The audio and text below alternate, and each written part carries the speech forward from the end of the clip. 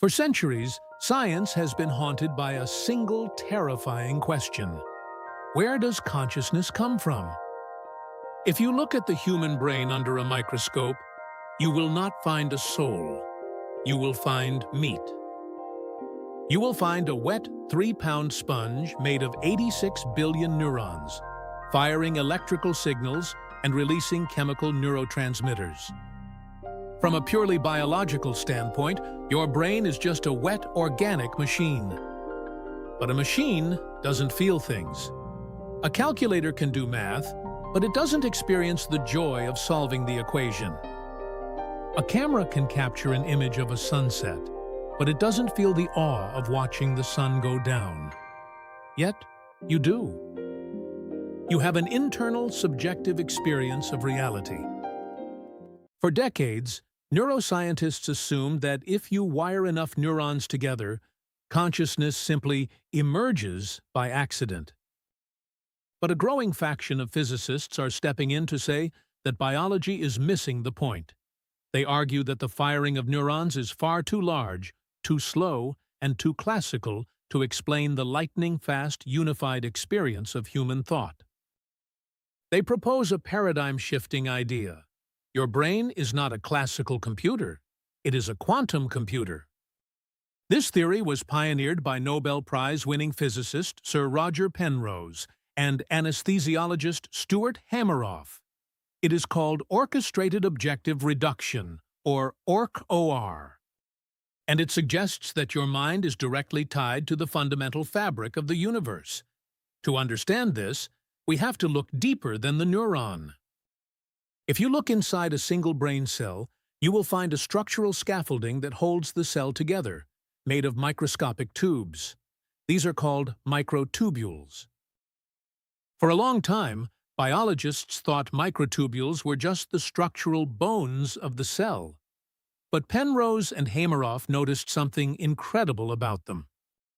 The walls of these microtubules are made of a crystalline lattice of proteins called tubulin, and the spaces inside these tubes are unimaginably tiny, so small that the rules of classical physics stop working, and the bizarre rules of quantum mechanics take over.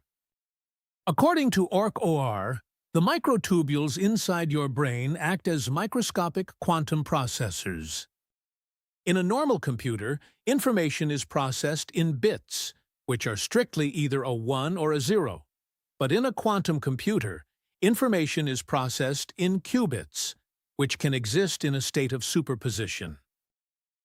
They can be a 1 and a 0 at the exact same time. Penrose theorized that the electrons inside your microtubules are entering a state of quantum superposition. They are existing in multiple states, exploring multiple calculations and possibilities simultaneously. But quantum superposition is incredibly fragile. Eventually, the wave function has to collapse. The universe forces the electrons to choose a single physical state. According to Penrose, every single time that quantum wave function collapses inside your brain, it creates a microscopic flash of conscious awareness. Because you have trillions of microtubules in your brain, these quantum collapses are happening billions of times a second in a perfectly orchestrated rhythm. Like individual frames of a movie reel playing incredibly fast, these microscopic flashes of quantum collapse stitch together to create the continuous, seamless illusion of your conscious mind. This explains why human intuition works. A classical computer has to check every possible answer one by one to solve a problem. But because your brain is using quantum superposition, it can subconsciously feel out multiple answers simultaneously, collapsing into the correct realization in a fraction of a second. It is what we call a eureka moment. The ORC-OR theory is highly controversial. Many physicists argue that the brain is too warm and too wet for delicate quantum states to survive without instantly decohering. But recently, experimental evidence has begun to shift in Penrose's favor.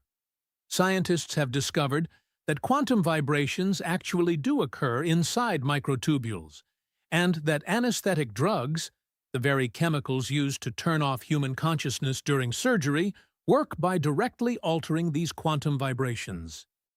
If this theory is true, the implications are staggering. It means your consciousness is not an accidental byproduct of biology. It means your mind is a fundamental property of the universe, operating on the exact same quantum mechanics that govern the birth of stars and the edge of black holes. You are not just an observer of the universe. You are the universe, processing itself.